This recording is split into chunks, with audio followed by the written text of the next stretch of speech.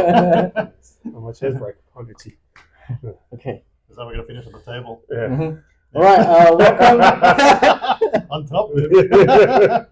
Well, welcome to Armchair Bollocks. We have a special edition. We have our friend here, Nathan, or known as Nando. Nando.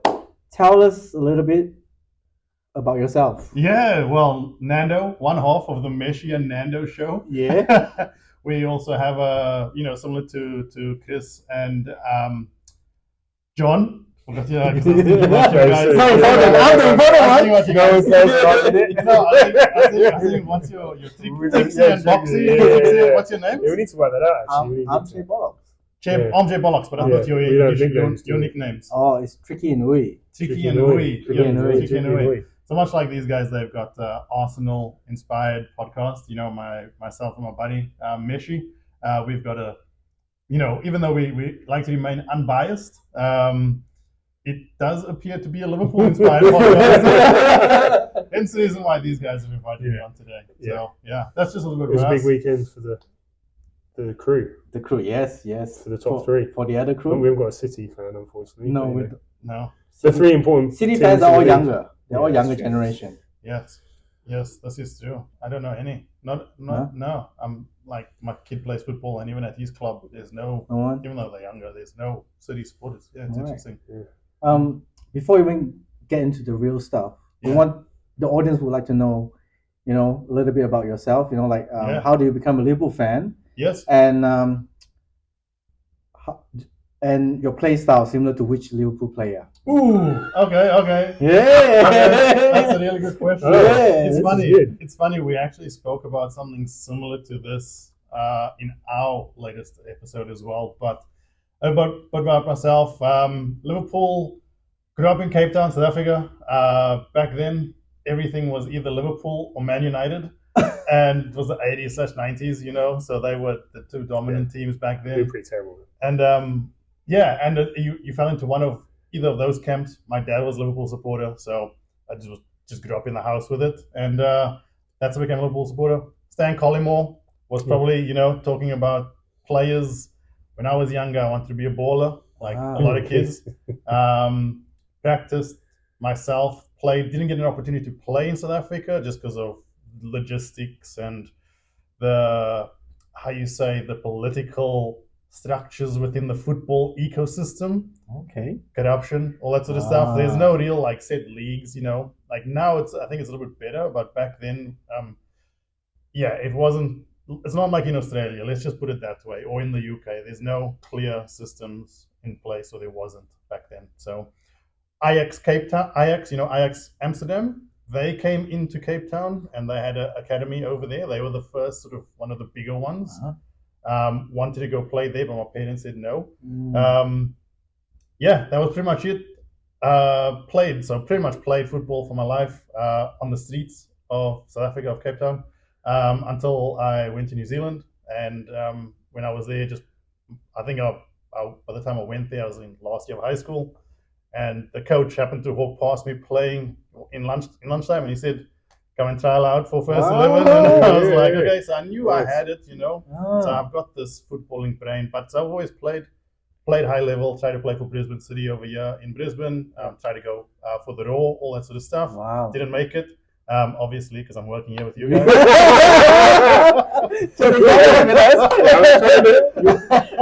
Your car doesn't stand on the car. But anyways, here we are. I still play futsal in Brisbane, playing a couple of teams, even though we're on a break at the moment. But still play ball as much as I can. Play with my kid, teach him the way, and I hope to play until I'm like 69 or 70 years old. Perfect. That's good. I just hope to talk about it. Huh? I just hope to talk about it till I'm 69. And getting paid. Yeah, mate. That's your job. Come on, get it sorted. All right. But I love Arsenal. I've got family members who are Arsenal supporters, and it's really exciting time at the moment. That's good. That's really thank you for sharing. Yeah, it's perfect. No problem. Yeah, that's good introduction. We'll get bumped in ratings now. Maybe. Hopefully. Maybe. Otherwise he's off. I mean, we'll get Liverpool supporters to watch our show now.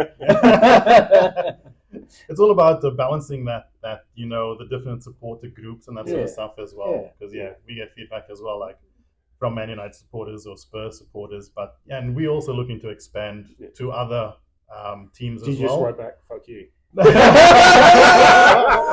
We just leave them on the head. We just leave it on the head. We're like the 3 dots, and then we just like disappear. Yeah. Now they're joking. Right. We love you all. Yeah. We keep that engagement high. Keep that engagement high. I want to quickly recap for Arsenal's game against Brentford. Yes. It was a must-win sort of because of the other big games, which is Liverpool against ManCity. On the game itself, John, could you tell us how did the game went? I think we probably should have been ahead further.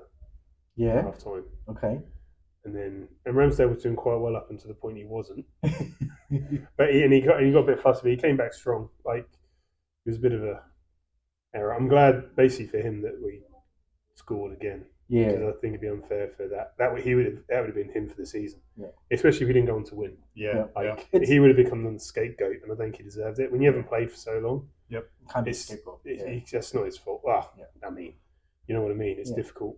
And he did a few really good saves as well. His distribution was good too. Yeah. He was quick. How was that strike from Tony? Yeah. Just Oh, that too. Yeah. He was lucky. He came away with a save on that. Yeah, that last was week. that snapshot was really good. Yeah. So. I was rooting for Tony in that one. Yeah. Of course. But you know what? He's got to be careful because he could. Oh no, transfer season's over and it is for us. No, next season. Yeah. It's saying that I think the stats wise, like possession wise, Arsenal were very similar to the Sheffield United game, but this game felt a bit closer, just because I think Brentford didn't play out from the back. What they did was they launched the ball to the 2 strikers, Wissa and Tony, and they were like basically battling with the centre backs and probably the left backs. So I think they're quite smart. Like instead of they knew that they can't play out for the back because Arsenal presses really well. So they launched the ball. It felt like the ball went up the field and then it comes back again and went back up the field. We only have 2 shots on goal in the first half for everything. I'm not sure. It was something small. It wasn't much. Yeah, it wasn't much. Yeah. Compared to the other games, we created a lot of chances. We never actually got any shots away. I wonder if we were nervous about playing first, thinking about we have to win this game because it's huge, right? And it's Brentford as well. Brentford's not easy. Brentford, they generally show up against the big teams, but not against Liverpool. I mean, Liverpool put them away very quickly, and City as well. But from a supporter going into the game as well, you're like, it's Brentford. I'm glad it was a home game. Yes. If that had been the away game, that's a lot. I lucky we played that early in the season. Yeah. Quickly touch on Kai Havertz. Yeah. Is he worth 65 million now? For Arsenal in how they play now, yes. Yes. I think 8 goals so far. Yeah. Yeah, but it's the other work he's doing as well. Yeah. He's definitely stepped up. Yeah. Since Christmas, since Dubai, mate. Since Dubai, yes. He's definitely stepped up because early in the season, even last season, he was just peripheral. Everybody's like, "Why are you here?" Yeah. That's the sort of even though he scored a winning goal for Champions League. Yes. But still, he didn't perform to the hype that he was. It just shows players. If you put the right player in the right system, they're worth the money you pay them. Like he probably wasn't worth 65, and he probably isn't quite still yet. Give him another couple of years. But he wouldn't be playing like that for United or Liverpool or Chelsea. Like even at Chelsea, he wasn't playing like that necessarily. Not consistently. He's starting to get the consistency in his game. Yeah. So good news for Arsenal getting that 3 points, even though it was tough. Let's talk about the huge game that just went this morning. Liverpool against City. Obviously,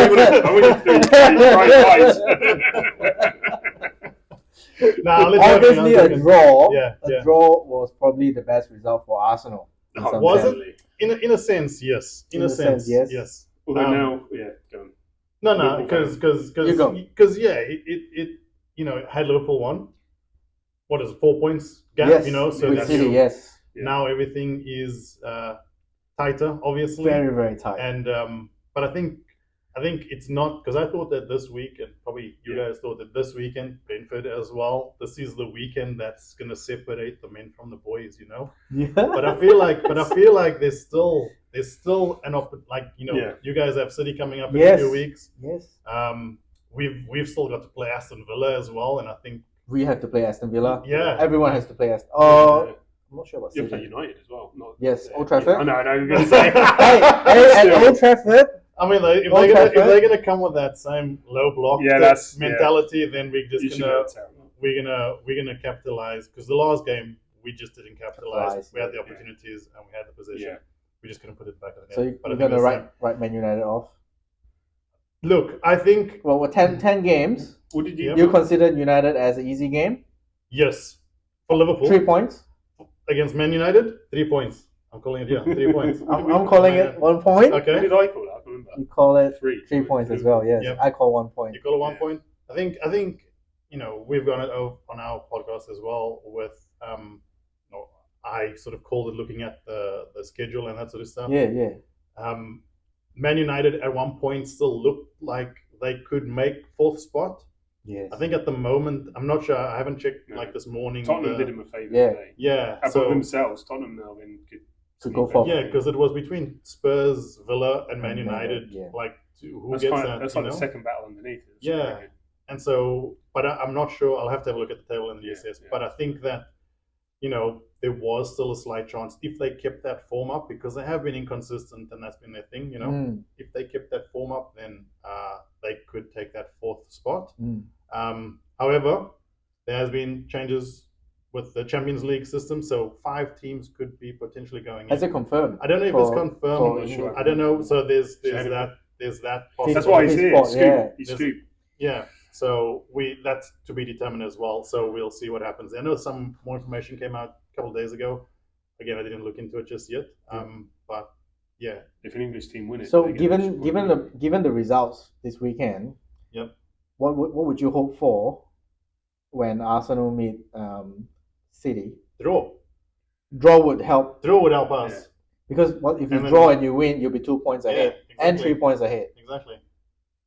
Yeah, but either one of them win, then it becomes challenging. Say Arsenal win, you guys have us on goal difference. So we'll have you on goal difference for now. We've almost got a point. Yeah. Ahead, because if we're all even with so far. So if we win, we'll be on goal difference. But if City win, they will be a point behind Liverpool. Yes, I think so. Yes, and Arsenal obviously will drop off. Yes. It's very tight. It's so tight, man. And do you think, based on form, it's 2 weeks away. The game is 2 weeks away, so there could be like injuries and stuff. But based on current form, can Arsenal get something at Etihad? Up until when they played against Brentford, I'd say yes. They started to stumble. You can feel the nerves. They will be super motivated, right? They're away from home as well. Away from home. In a way, the pressure comes off, because you don't feel the tension from your home. In fact, City will have the tension from there. It's weird. They have to win, right? Yeah. City have to win. So they have even as a draw, it's not enough. You just got to start. Like we've actually the last couple of years at Liverpool, funny enough, we managed to keep the crowd quite early.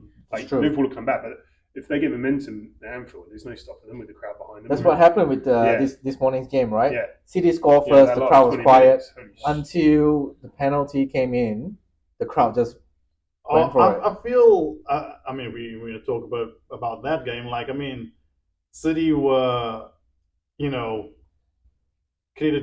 given where credit's due, like the first 20 minutes, they absolutely ran circles around us. Yeah. And it looked like we took a while to adjust to KDB and Foden and Alvarez, but I think once we got that, and they were fortunate to get that goal from the set piece, well worked set piece, give it to them, Ake, pulling the defender away to clear the space for Stones to come in the back. And, just a tap in at the near post pretty much, So there was a set play over there and that worked for them. Yeah. But then once that happened and outside of that, Liverpool then started to, grow in the game. Wake up, Yeah. I don't know I think the crowd was the same throughout. I don't know if the crowd really maybe the last 15 minutes plus 18 plus 8 minutes. Sorry, plus 8 minutes. I thought they were going to put you needed a 9 minute, I think. Yeah, you needed a 9 minute break. Just like Forest game. No, we have 8 minutes was enough because technically we got a penalty. But no, we don't know. We don't want to debate that. It's like Fergie time. It's clock time. Yeah. But as John alluded to early on today, he made a very solid point that a point was good for the Premier League because it makes it more interesting. So if the ref had to blow his whistle, I said if City were ahead 1-0, that would be a penalty. Yeah. In fact, that would mean Liverpool winning. They weren't going to make the rest. Oh. Yeah. So, and there's definitely bias to this. Really? Definitely, for sure. Why would they bias again? Why would they bias? They're not biasing. They just know that there's you've got to run like a risk analysis. Them not giving the penalty is less a risk than giving it. The amount of blowback, I think, because it's one of those 50-50s. Like if that was anywhere else on the pitch, it's a free kick. Free kick, yeah. Anywhere else, they call it hybrids. Yeah, red card potentially. Potentially, definitely a yellow. Yeah, it's high up. Where you got nothing. And also like he I think they looked at it. He didn't touch the ball first. His foot touched the ball, but and then after the chest. Yeah. So but again, it is what it is, and we love it. Like this is fun. This is exciting. Fun. Exactly. I mean, gives us anxiety. It's not that you're out of it. No. You're still very much in it, and there's a high chance that you could win because of Arsenal still have to go to Etihad. Yeah, that's it. I don't know. From your point of view, from an Arsenal point of view, has there been any games this season where you can look back as a supporter and go, that game, had it gone another way, would have helped us? Or, like a bad call. As an example, Liverpool versus Tottenham, Odegaard's handball, Newcastle? The Newcastle, I don't think we've had as many as last year. We didn't have. That's why, even though we didn't have a shot on target, but that's like we should have at least get a draw from St James Park. Yeah, because that goal was questionable. Yeah, but I think last year we had a lot more. Go against us, which is why I think that game where Adam with his bucket hat. That's why I think there was a lot of things when Arsenal's winning the game today. This morning, like yesterday, that Sunday game, like the number of posts got hit, the crossbar, that coming off of Foden's face, the penalty not being given, all those things. Actually, Doku hit the post. Doku hit the post. I mean, Diaz had a lot of chances. A couple of good saves. Nunes was on 1-on-1. Yes. Yeah. So like, I think. In a way, like how karma works, our karma worked in that game to get that draw. So that's where we've now got to make the most of that. Yes. I don't know really. Yeah, there was that one against Newcastle, but I can't recall anything else. Okay. I mean, we had two poor games against Fulham and West Ham. I think we're just poor. You can't. That 2 games were poor. You can't claim anything. But I think, and we discussed this leading into Christmas, all the way up. We hadn't created enough chances. We played decent football. It wasn't until after Christmas we actually started scoring. Yep. Like it's only in the last 5 or 6 weeks we've actually taken all those chances. Havertz. Yeah, we'll have it. Exactly. Yeah, Dubai. I think we said last week, in a way, after last year where we were ahead for the most amount of time ever and not win it, this year's been better coaching by Arteta to kind of get it ramp up to. They've done a City. Yes. So they had a bit of again, they were just in the mix up until Christmas. Yep. He knew he had to be within touching distance at Dubai, and then he went, this is where he put the hammer down. Yep. I guess, I mean, that's what it feels like. Because he's learned from last year where they just ran out of steam. Yeah. Last month was just... That's leading on to my next question for you guys. Do you feel that Arsenal has come into form too soon? And will they, because there's 10 matches left, I feel like they've had now a solid... That's the risk. A solid 3 months of good quality football, and how long can you sustain that? Like, I mean, being a player, like I know as well, like you want to, but you can't do it all season. Like, and only really City have done it. And you've got Champions League still to come as well, like all these other things that could draw your attention away from it. So I think. They're still young as well. Yeah. Where do you guys see Arsenal in that space, like performing, keeping up with form? Do you feel their form will drop off? Yes, at some point. I think there is. I think there's going to be a drop off, but I think all 3 teams can drop off potentially. Maybe the only one is City, because I'm going to deflect a little bit back to Liverpool. I think Klopp did his announcement too soon because of the amount of emotion that going into that.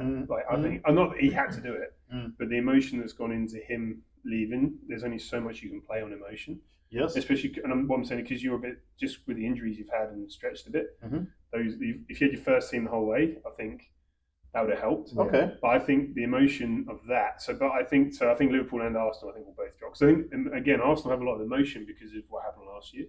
Yeah. So they've got the different type. Yep. And both of them have got that emotional side of it, which can burn you out. Okay. Whereas City are just a machine. They've got nothing to be emotional about. You know what I mean? They've been here for the last however many years. Give it some oil. They've done it. Yeah. They just know. They just go. Yeah. Okay. We just go into the next game. We just win the next game. They just keep winning. They're just like Terminator. They just don't stop. Yes. Yeah. So they just. I think they're just. They know. I think they're just in the back waiting for Arsenal, Liverpool to. As they do. Yeah, as they do. As they did last year. You know, before, whatever year. 15 points behind you. Yeah. Okay. Yeah. No problems. Yeah. You know. But the performance today didn't seem that way at all. They actually looked like they won the back foot. Yeah. I mean, who takes KDB off? Yeah, I know. Like KDB was not happy. Like, you know.